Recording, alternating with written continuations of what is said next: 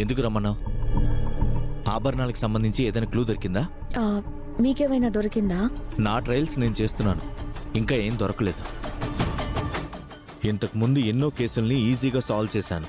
ఇది కొంచెం టఫ్ అయింది. బట్ ఇటువంటి వాటిల్లోనే సక్సెస్ అయిన తర్వాత మంచి కిక్ ఉంటుంది. సో భయంకరంగా నీ ప్రయత్నం జరుగుతుందన్నమాట. యా. ఈ కేసు సాల్వ్ చేస్తే నీకేమొస్తుంది?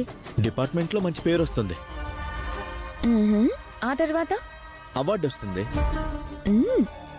ఆ తర్వాత రివార్డు వస్తుంది.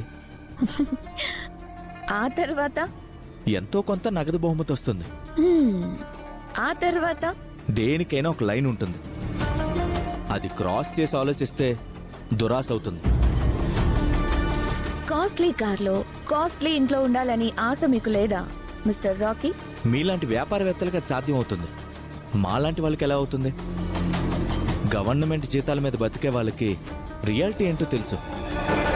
సగం డబ్బులు ఈఎంఐలకి, సగం డబ్బులు పిల్లల ఫ్యూచర్కి. ఇంకెంజాయ్మెంట్స్ ఏముంటాయి? అయినా ఆ విషయాలని ఇప్పుడెందుకు? మీరెందుకు పిలిచారో చెప్పండి.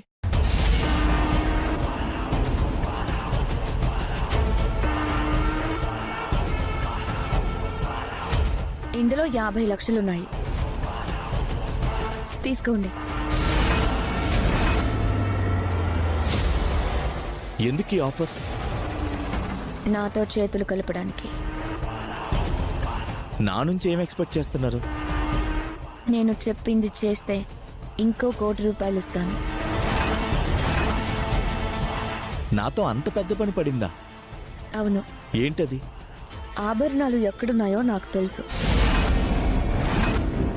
వాటి వివరాలన్నీ నేను నీకు తర్వాత చెప్తాను. ముందు ముక్కు పుడక విషయం నీతో చెప్పాలి. ముక్కు పుడక అవని అనే ఆమె దగ్గర అమ్మవారి ముందుంది. అది చాలా మహిమగలది.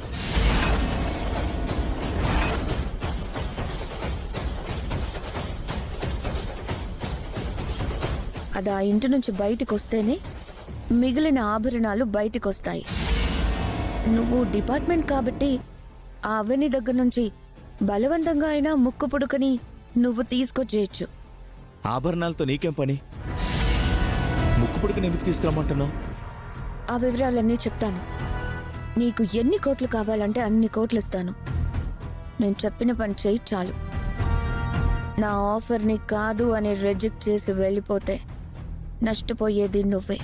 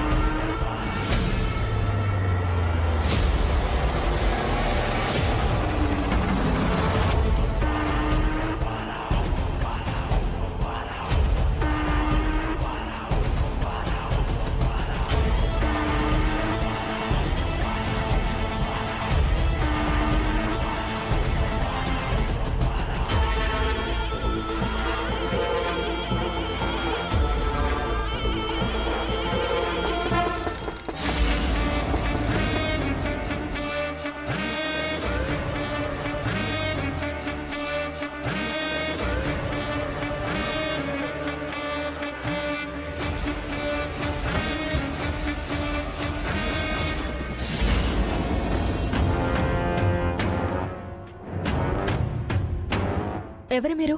ఐమ్ రాకీ, స్పెషల్ ఇన్వెస్టిగేషన్ ఆఫీసర్ని. ముఖ్యమైన పనుండి వచ్చాను. Can I come in side? రండి.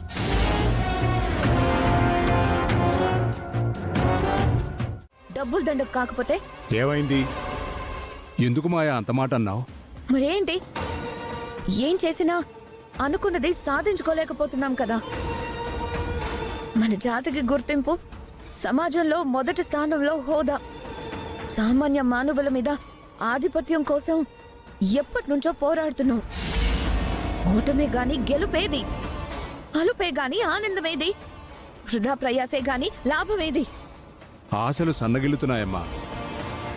అయినా ఇంకా ఏదో అద్భుతం జరుగుతుందనే కోరిక చావడం లేదు.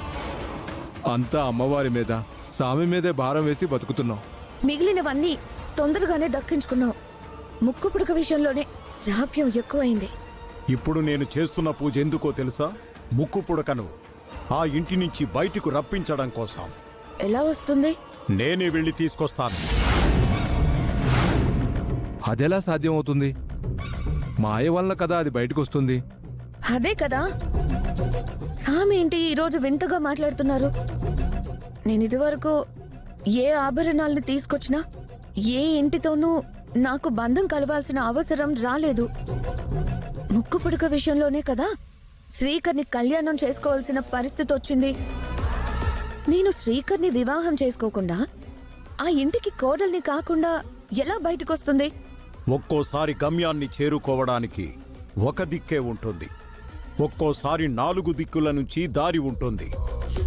ఇప్పటి వరకు మనం ఒక్క దారిలోనే ప్రయత్నించాం. ఇప్పుడు మరో దారిలో ప్రయత్నిస్తాను. ముక్కు పుడక నీకు దక్కకుండా అవని అర్చనలు బాగా అడ్డమైపోయారు. అందుకే రేపు నేనే వెళ్ళి ప్రయత్నిస్తాను. రేపు అవని ఇంటిలో లేకుండా, ఆఫీసులో కూడా ఉండకుండా రోజంతా ఏదైనా పని పెట్టు. ఆలోపు నేను ముక్కు పుడక పని పడతాను. అవని ఉండకపోయినా శివుని ముందు నందిలాగా అర్చన ఉంటుంది కదా. అర్చన విషయం నాకొదిలే, నేను చూసుకుంటాను. అవని మాత్రం ముక్కు పుడకకు దరిదాపుల్లో లేకుండా చూసే బాధ్యత నీదే. అలాగే స్వామి, మీరు చెప్పినట్టే చేస్తాను. కానీ మీరు ఎలాగైనా ముక్కు పుడకని దక్కించుకోండి.